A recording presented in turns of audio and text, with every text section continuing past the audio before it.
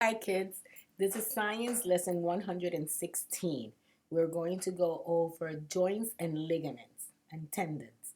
So please have your book available so you can see the pictures since this part does not have a chart and you need to look at the graphs, okay? So I'm going to begin. You will be having a test on Thursday. Your test is from it's all chapter 6. So go over chapter 6, take out the vocabulary, take out anything that is in bold writing or in italics, and those are things that will be on the test. Later on this week, I will review. Wednesday, I will review. And Thursday, obviously, if you're taking a science test, Thursday, there will be no science video. Friday is Good Friday, and we don't have school. Okay? So let's begin with our charts. First chart, digestive system. We have the esophagus. Obviously, the digestive process starts in your mouth. You need to chew your food. You need to chew your food well enough that is in smaller pieces to make your stomach work less. Um, After you chew, your food comes down your esophagus, not your windpipe. Your windpipe is for breathing. When you are swallowing, your windpipe closes. Sometimes we swallow too fast or we're eating too fast and we don't let the windpipe have the opportunity to close, and that's when we choke. So our food goes down our esophagus, it goes into our stomach. In our stomach, we have acid juices that break down our food. It breaks down our food to the point that it is absorbed, the nutrients are absorbed through the walls of your stomach. Everything that is not utilized, it is waste and it is thrown away, and it is thrown away through your intestines. So that is the digestive system. Then you have your skeletal system. And here we have, starting with the skull is the bone that protects your brain. The clavicle is the bone that holds your upper body up straight. The spatula is the flat bone that is on the back of is in the back, the upper part of your back. It looks like a spatula, which you use to fry eggs or to flip things. Spatula, spatula, spatula. Okay, sternum. Your sternum is in the middle of your chest. It's also called a chest plate, and it's where all your ribs are connected. You have your pelvis. Your pelvis bone, it's your hip bone.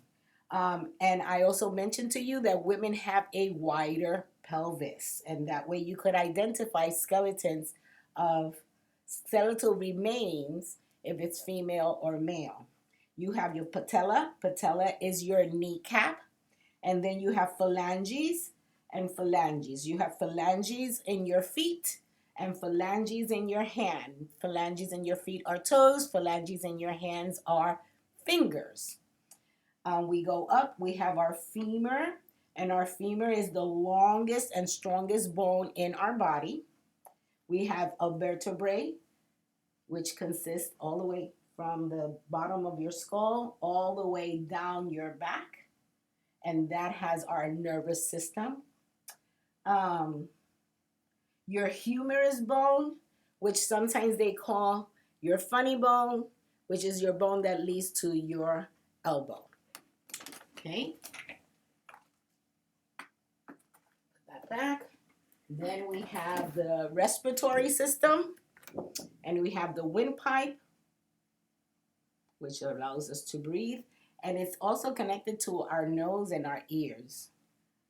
Our lungs, and our diaphragm, which is the muscle that helps move our lungs in and out. We breathe, we inhale, and we exhale. When we inhale, we breathe in. When we exhale, we breathe out. we have circulatory system. The circulatory system is how blood moves around our body. We have arteries that blood flows out of our bodies through the arteries of our heart. I'm sorry. The blood flows out of your heart through your arteries and into your heart through your veins. Your arteries, the blood is full of oxygen, new oxygen. Okay, and then the heart obviously pumps the blood around your body. And your heart is the size of your fist, more or less. And that is all of our systems. And let's continue with our muscles and our molecular system. Okay, so reviewing vocabulary, and I'm going to be using our book. So I hope you're reading along with me. So we have the molecular system, and the molecular system, the muscles of your body giving it its movements. So your muscles move because they're connected to bone. And they're connected to bone by tendons and ligaments. Then you have voluntary muscles. Voluntary muscles are muscles that move when you want them to. So you make them move. So the muscle in my arm are voluntary. I make them move. Okay, they don't move on their own. Biceps and triceps. Your biceps and your triceps are your muscles on your arm. So when I flex like this muscle up here will be my bicep. This muscle down here, which I don't have much of, that will be my tricep. And muscles work in pairs. You always have one that flexes and one that relaxes. Well, one is flexing, the other one is relaxing. When the other one is flexing, the other one relaxes. So they work in pairs. If you read through the chapter, it tells you that you have 600 muscles in your body, that your body are made out of stringy fiber, and each muscle fiber is a muscle cell. Voluntary muscles are muscles that move when you want them to move. And I show you the bicep and the tricep. And it says that in your reading, it says that it takes 17 muscles when you smile. So smile, it's free. Moving right along in our reading, they talk about tendons. And tendons are rope-like structures that hold your muscle or attach your muscle to your bone. So when you move your muscle, your tendon moves your bone. Voluntary muscles are also called skeletal muscles because they are attached to your bone by your tendons. And that's the way the movement is controlled. In your book, on page 317, it says, when you want your elbow to bend, here is what happens. And it gives you the different steps that happen in your system, from your brain giving the signal, your muscles receiving that signal, and doing the command that it received step by step. So read those steps, right? And it's basically that. The brain tells the muscle to move, the tendon pulls, your finger moves. Okay? And that's how it works in the rest of your body.